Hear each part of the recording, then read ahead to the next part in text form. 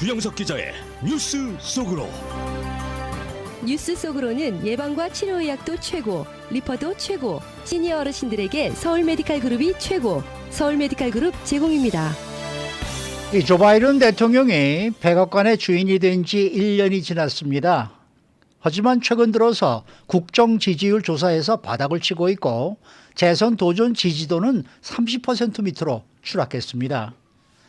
이처럼 인기가 바닥인 이유는 40여 년 만에 최고 수준인 물가 불안 때문인데 조 바이든 대통령이 인플레이션에 제대로 대처하지 못하고 있다라는 인식이 팽배합니다. 2022 베이징 동계올림픽 개막이 불과 이제 11일 앞으로 다가온 가운데 코로나19 확산 영향으로 성화 봉송도 크게 축소돼 이루어지는 것으로 나타났습니다. 주영석 기자. 안녕하십니까. 조 바이든 대통령의 국정 지지율이 아주 심각한 상황에 지금 처해 있습니다. 그렇습니다. 조 바이든 대통령이 이제 집권한 지 1년이 지났죠. 이제 2년 차가 됐는데요. 아직 그러니까 레임덕에 빠지기에는 이른 시기입니다. 네. 이제 4년 임기니까 뭐 한 3년 정도 지나야 이제 좀 레임덕에 들어간다고 봐야 되는데 지금은 레임덕보다는 한창 열심히 일을 해야 될 시기고 그렇죠. 지지율이 좀 올라가야 될 시기인데 AP를 비롯해서 CNN이라든가 CBS, 갤럽 등 각종 주요 여론조사에서 지지율이 바닥권을 지금 치고 있는 그런 상황입니다. 그래서 근래 보기 드문 이렇게 취임한 지 1년 정도밖에 되지 않은 대통령이 이렇게까지 지지율이 바닥권인 경우는 좀 보기 드물기 때문에 굉장히 좀 아마 조 바이든 대통령 입장에서도 충격적인 것 같고요. 민주당도 상당히 좀 다급해하고 있는 그런 모습인 것 같습니다. 네, 그러면 구체적으로 어느 정도나 지지율이 낮은 건가요? 네, 좀 살펴보면요. AP가 최근에 시카고 대학과 공동 여론조사 실시했습니다. 지난 20일 취임 1주년을 맞아 실시한 여론조사에서 미국의 성인 1,161명을 대상으로 여론조사 실시했는데 국정 소행에 대해서 긍정 평가가 43%, 부정 평가가 56%. 그래서 부정 평가가 긍정 평가보다 무려 13%나 더 높게 나타났습니다. 지난해 12월 그러니까 그 한 달 전에 조사에서 긍정 평가가 48%였는데요. 한 달 만에 5%나 떨어질 정도로 굉장히 가파르게 지금 지지율이 떨어지고 있습니다. 갤럽 여론조사 지난 3일부터 16일까지 진행했는데 지지율이 40%, 이제 30%대로 내려가기 직전에 와 있습니다. 40%고요. 부정평가 56%. 부정평가는 AP와 마찬가지로 56%에 달했습니다. CNN의 최근 여론조사 지지율 41%. CBS 여론조사 지지율 44%. 그러니까 뭐 거의 비슷합니다. 많이 나와야 한 44%, 적게 나오면 40%. 이제 30%대 진입을 좀 눈앞에 두고 있는 상황인데 좀 국정 지지율이 참 굉장히 안 좋은 상황입니다. 이렇게 지지율이 낮은 이유도 나왔습니까? 예, 지지율이 안 좋은 이유도 나왔는데요. 역시 그 국정 운영과 정책 등에 대해서 이 미국 시민들, 유권자들의 평가가 굉장히 낮았습니다. 응답자들은 경제정책, 코로나19 대응 등의 실망감을 나타냈습니다. 응답자의 45%만이 조 바이든 대통령의 코로나19 대책에 신뢰를 보냈습니다. 그래서 어제였죠. 이 조 바이든 대통령이 결국 민간 대기업에 대해서 그 백신 접종 강제화하는 걸 결국 취소했죠. 하지 않기로 했습니다. 그만큼 싫어해요. 국민들이 싫어하고 지지하지 않기 때문에 더 뭐 연방대법원에서도 그런 결정이 내려졌고 더 이상 할 수가 없는 상황이죠. 그래서 결국 포기를 했는데요. 이 코로나19 대책도 이미 국민들로부터 외면을 받고 있는 그런 상황이고요. 민주당 지지층에서 지지율이 57%예요. 57%. 그러니까 민주당 지지층에서 지지율이 57%라면 굉장히 낮은 겁니다. 그렇죠. 그래서 좀 좋지 않다 이렇게 말씀드릴 수 있겠고요. 지난해 7월 그러니까 취임한 지 6개월째에 했을 때 6개월을 맞았을 때 여론조사에서 지지율이 66%였는데 그리고 나서 이제 한 6개월이 더 지난 거지 않습니까? 그리고 6개월 만에 지금 40%대니까 40% 초반이니까 6개월 만에 한 25% 정도가 지금 깎였다. 이렇게 볼 수 있을 것 같아요. 물론 이건 이제 그 민주당 지지층 얘기입니다. 그러니까 민주당 지지층 같은 경우도 한 10% 정도 깎였다. 이렇게 볼 수 있겠고. 그래서 지금 본인을 지지해주는 지지층도 지금 지지율이 내려가고 있고 지지하지 않는 쪽은 말할 것도 없고 지금 조 바이든 대통령 상당히 어려운 상황이고요. 특히 경제가 문제죠. 경제정책 지지율은 37%에 불과했어요. 이번 여론조사에서. 그래서 굉장히 낮았습니다. 본인의 국정 지지율보다 더 낮았습니다. 그래서 경제정책에 대해서는 아주 부정적인 인식이 강했습니다. 현재 사상 최악을 기록하고 있는 인플레이션 그걸 이제 제대로 대응을 못한다는 인식 때문에 사람들의 불만이 좀 아주 팽배한 것 같습니다. 그러면은 왜 사람들은 인플레이션을 조 바이든 대통령 때문이라고 생각을 하는 걸까요? 네, 지금 인플레이션이 가장 심한 국가가 미국입니다. 네. 이게 물론 뭐 전 세계적으로 인플레이션이 있다고 하지만 사실 미국만큼 심한 국가가 없어요.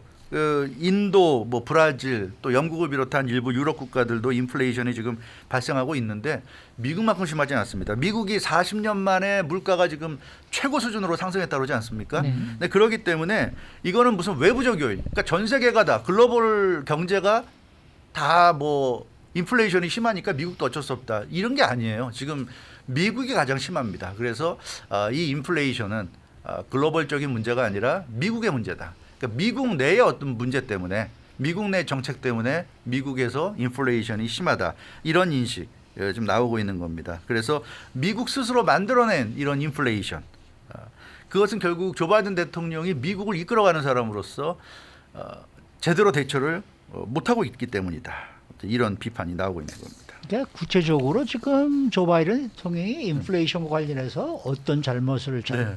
저지르고 있다는 이런 평가가 받는 거예요. 네, 그런 게 나오고 있어요. 비판론자들의 지금 그 지적을 들어보면요, 이 40년 만에 최악의 물가 상승은 결국 조 바이든 대통령이 자초한 것이다 이렇게 지금 지적을 하고 있는데 일단 코로나19 재난지원금으로 지난해와 올해 걸쳐서 지금 5조 달러를 지출했습니다. 돈을 5조 달러 풀었어요. 그리고 이제 인프라 법안도 지금 계속 지금 추진하고 있지 않습니까?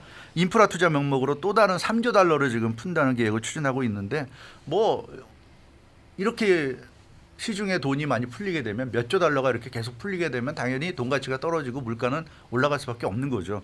그래서 그 세계 어느 나라보다도 글로벌 어느 나라보다도 미국의 이 물가가 가장 심하다는 건 결국 이렇게 미국이 스스로 자초한 거다. 이제 이런 이제 얘기고요. 여기에 더해서 이제 친환경 뉴딜 정책을 강력히 추진하고 있는데 이건 뭐 조 바이든 대통령도 그렇고 민주당 쪽에서도 이 친환경 정책을 아주 강력히 추진하고 있는데 그러다 보니까 전통 화석연료 에너지를 규제하고 있습니다.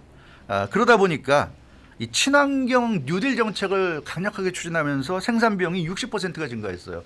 그러니까 공해가 나오지 않고 오염을 적게 하는 그런 친환경적인 에너지를 쓰는 게 좋죠. 좋은데 문제는 아직 그게 대중화될 만큼 그게 기반이 확고하지 않기 때문에 그럼에도 불구하고 지금 상황에서 이렇게 친환경 에너지 사용을 강제할 경우에는 비용이 들어갈 수밖에 없는 거죠. 네, 그래서 조 바이든 대통령이 계속 이렇게 밀어붙이다 보니까 생산 비용이 증가하면서 물가가 오를 수밖에 없게 됐다. 이 경제가 이렇게 심각하고 물가가 심각하면 좀 타협을 해야 되는데 타협을 안 한다는 얘기입니다. 지금 계속 이 친환경 누질 정책 밀어붙이면서 전통 화석연료 규제하고 있고 이게 결국 지금 물가 상승의 큰 원인으로 작용하고 있다는 얘기고요. 여기에 잘 아시는 것처럼 최저임금 그 민주당 정부에서 계속 지금 인상하고 있지 않습니까? 최저임금 올리니까 당연히 이제 인건비가 올라가게 되죠. 그래서 상품 가격에 인건비가 올라가는 만큼 반영이 되니까 당연히 물건 가격, 서비스 가격이 올라가게 되고 또 그만큼 물가는 오르게 되는 겁니다. 그래서 이 최저임금을 이렇게 계속 상승시키는 거, 올리는 것도 결국 조 바이든 대통령과 민주당 정부가 하고 있는 중요한 정책이기 때문에 이것도 역시 자초한 일이다 하는 얘기고요. 여기에 이제 대중 관세 유지, 대중국 관세죠. 중국에 대한 관세 유지하는 거, 무차별적인 대중 관세를 부과해서 중국 중심의 국제 공급망을 이제 붕괴시키기 위해서 중국이 G2 국가로서 이제 미국을 쫓아오다 보니까 중국을 쫓아오지 못하게 만들기 위해서 압박하는 건데 물론 이 중국 제품에 대한 관세 부과는 도널드 트럼프 대통령 시절에 무역전쟁, 중국과의 무역전쟁 때부터 강력하게 시행된 겁니다. 근데 시작은 그렇지만 어찌됐건 지금 조 바이든 대통령이 됐잖아요. 그래서 사실 많은 사람들이 생각할 때 대통령이 바뀌었기 때문에 중국과의 관계가 개선될 줄 알았어요. 그러니까 트럼프 대통령은 중국과 아주 극한의 대립으로 갔는데 이제 리더십이 바뀌었으니까 바이든 대통령은 중국과 좀 더 친하게 좀 원활한 관계를 유지할 줄 알았는데 뜻밖에도 트럼프 대통령과 거의 비슷한 모습이에요. 중국을 상대로 굉장히 강한 모습이고 중국을 상대로 계속 압박을 가하고 있고 중국과의 관계가 여전히 좋지 않습니다. 그러다 보니까 아니 왜 조 바이든 대통령이 됐는데 달라지는 게 없냐 이제 이런 얘기가 나오고 있는 겁니다. 특히 이 중국 제품에 관세가 부과되면 이 부담이 누구에게 가느냐면 미국 소비자들에게 가요. 그러니까 우리가 미국에서 지금 쓰고 있는 물건들의 상당수가 중국에서 만들어져서 들어오는 제품들이잖아요. 우리가 사는 거 대부분 메이드 인 차이나 아닙니까? 근데 중국에서 들어올 때 관세가 높으니까 그만큼 가격이 올라서 들어올 수밖에 없어요. 그러니까 우리가 물건을 구입할 때 예전보다 비싼 가격의 물건을 구입해야 되는 겁니다. 결국은 중국을 압박하기 위해서 대중관세를 부과하지만 그 부담은 고스란히 미국 소비자들의 몫이 되고 있다는 거. 중국이 물건 만들어서 자기들이 소비하는 게 아니라 다 미국에 갖다 파는 건데 수출하는 건데 미국으로 다시 들어오는 건데 이게 이제 지금 문제가 되고 있다는 겁니다. 그래서 이런 여러 가지 지금 말씀드린 여러 가지 요인들이 다 합쳐져서 지금 물가 불안, 인플레이션으로 나타나고 있다. 조 바이든 대통령이 전혀 지금 대응을 못하고 있다. 이런 비판론자들이 하고 있는 상황입니다. 네. 또 요즘 주식 시장도 굉장히 좋지가 않잖아요. 네, 주식 시장도 좋지가 않죠. 그래서 또 이제 조 바이든 대통령에 대한 이제 불만이 목소리가 높은 상황인데요. 지금 연방준비제도가 금리 인상, 양적 축소 등으로 대응에 나서고 있습니다. 이제 오늘 이제 연방준비제도가 그렇죠. 예, 오늘 11시에 이곳 시간으로 11시에 그렇죠. 발표를 하죠. 그래서 사실 이제 촉각을 곤두세우고 있습니다. 일단 그런 쪽의 발표가 나오지 않겠는가. 그러니까 3월부터 금리 인상은 한다는 발표를 하면서 그러나 양적 축소는 좀 더 두고 보겠다. 왜냐하면 좀 미국 경제도 불안한 요소가 많기 때문에 물론 물가는 잡긴 잡아야 되지만 그렇다고 해서 모든 걸 다 희생할 수는 없는 거니까 좀 그런 정도의 발표만 나온다 그러면 금리 인상은 이제 상수예요. 금리 인상은 누가 봐도 이건 당연한 가야 될 길이고 그러면 양적 축소를 아직은 좀 신중히 검토하고 있다 정도만 나오더라도 주식시장은 좀 안정세를 찾아갈 수 있을 텐데 반등할 수 있는데 과연 오늘 연준에서 이제 어떤 발표할지는 모르겠습니다. 좀 두고 봐야 될 것 같고요. 근데 인플레이션이 보통은 경기가 과열될 때 굉장히 많은 이 사람들이 소비에 나서고 뭐 그렇게 될 때 물건값이 좀 올라갈 때 일어나게 되고 고용이 좋은 때 발생하는데 지금 미국이 그렇지가 않아요. 지금 경기가 그렇게 과열된 게 아니지 않습니까? 미국이 경기가 과열된 것도 아니고 여전히 인력난이 심각한 상황인데 그럼에도 불구하고 40년 만에 지금 최대 인플레이션으로 가고 있고요. 그러다 보니까 여기에 이 인플레이션을 잡기 위해서 연방준비제도가 이제 극한 처방, 금리 인상과 양적 축소로 간다는 얘기인데 그러다 보니까 뉴욕 증시가 3대 지수가 연일 폭락세를 기록하면서 시장이 지금 최악의 상황으로 가고 있습니다.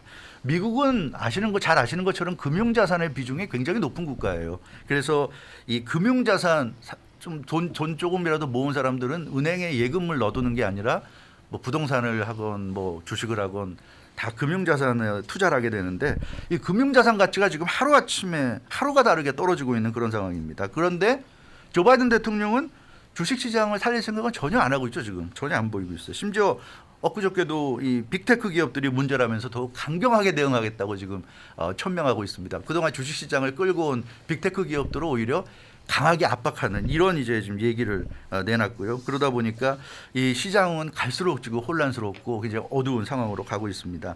그리고 코로나19 팬데믹을 겪으면서 기관 투자자들 외에도 많은 개미 투자자들이 시장으로 들어갔어요.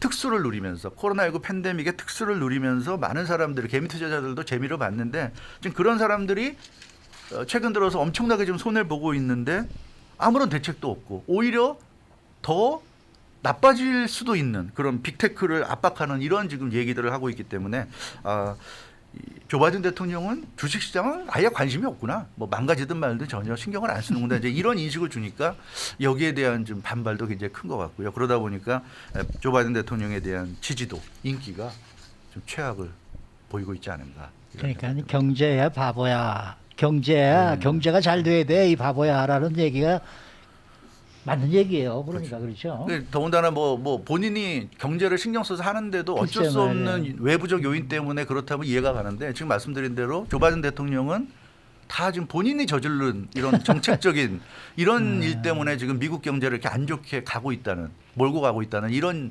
인식을 지금 사람들이 하고 있기 때문에 굉장히 좀 어려운 상황인 것 같습니다. 자, 베이징 동계 올림픽이 며칠 안 남았는데 이게 다음 주 금요일인가요? 예, 시작이 그렇습니다. 벌써? 예, 네. 그렇습니다. 그래서 정말 며칠 안 남았어요. 그래서 이 열흘 남았다고 볼 수 있고요.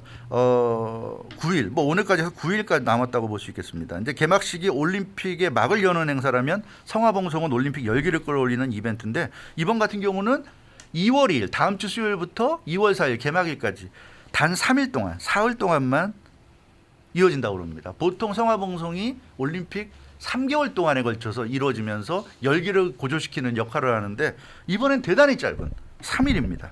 이 코로나19 확산 때문에 어쩔 수 없다는 중국의 발표입니다. 네, 성화봉송이 좀 축소돼서 치러지긴 하는데 상당한 볼거리가 제공될 거라고 해요. 네, 그렇습니다. 그것은 그러니까 코로나19 때문이기 때문에 사람이 많이 이렇게 들고 가고 주변에 막 사람들이 막 나와서 네. 응원도 해주고 그러는데 아예 사람 없이 치르다 보니까 이 로봇과 자율주행으로 하기로 했습니다. 그러니까 사람이 성화봉송을 하게 되면 전파될 가능성이 있으니까 아예 로봇과 자율주행인데 이러다 보니까 우리가 이제 로봇차, 뭐 자율주행차 이런 거 얘기 지금 하고 있고 그게 앞으로 미래 산업의 핵심으로 지금 생각하고 있는데 그게 이번 베이징 동계올림픽에서 먼저 선을 보일 가능성이 지금 나타나고 있고요. 특히 수륙 양용 로봇과 수중 로봇이 등장해서 이 올림픽 역사상 처음으로 로봇에 의한 수중 성화봉송이 이루어질 예정이라고 합니다. 그래서 이것도 굉장한 좀 볼거리가 될 것 같습니다. 네. 네, 뭐 자율주행차에 대한 관심이 높은데 이번에 이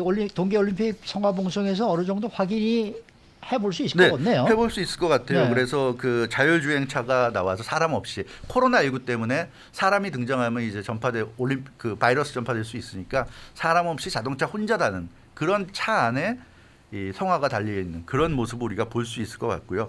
그래서 이 중국 측도 얘기하는 게 로봇이라든가 자율주행이 이제 미래 산업의 핵심인데 그런 기술이 얼마나 발전했는지를 세계에 보여줄 수 있는 좋은 그런 그 장이 될 것이다 이렇게 얘기하고 있습니다. 그래서 중국 쪽도 상당히 지금 심혈을 기울여서 이 로봇 성화, 자율주행 성화를 지금 준비하고 있는 것으로 보여지는데요. 과연 다음 주에 이제 수요일부터 시작되는 이 성화봉송 좀 흥미 있는 것 같습니다. 네, 최우석 기자였습니다.